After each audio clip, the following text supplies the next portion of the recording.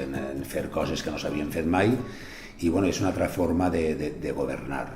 Jo sempre he dit que abans el Partit Popular, en aquest cas, no governava ni gestionava, sinó que manava, figurava i cobrava.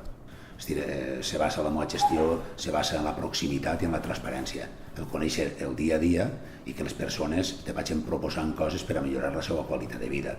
Després ja si entrem en aportar propostes, nosaltres tindrem molts defectes, però tenim una virtut. Jo penso que el nivell d'exigència nostre no l'iguala ningú grup polític avui en dia. I per a mostra, si vols, poden ficar 2 botons. Nosaltres, per exemple, hem visitat en aquest any i poc hem visitat més de 70 empreses del polígon industrial de Puçol. Mai cap autoritat havia visitat a ninguna empresa, pràcticament.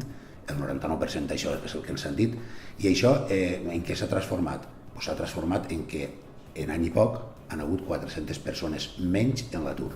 És a dir, no vol dir, jo sempre dic que els empresaris són els que creen ocupació, però nosaltres, en la manera d'acostar-nos a ells, agilitzar les seves gestions, que estiguen contents i que no deslocalitzen, hem aconseguit alguna cosa, haurem també participat d'aquesta merma en quant a llocs de treball que s'han creat. I de fet també per primera vegada vaig fer una assemblea veïnal, però també he fet 5 encontres del teu alcalde a peu de carrer, que m'ha servit per a conèixer en les diferents zones del poble, els diferents barris, les propostes directament de què és el que preocupa a la ciutadania, és a dir, realment a nivell municipal. A mi jo m'emociono quan parlo, per exemple, de la creació del servei d'intermediació hipotecària de l'Ajuntament de Puçol.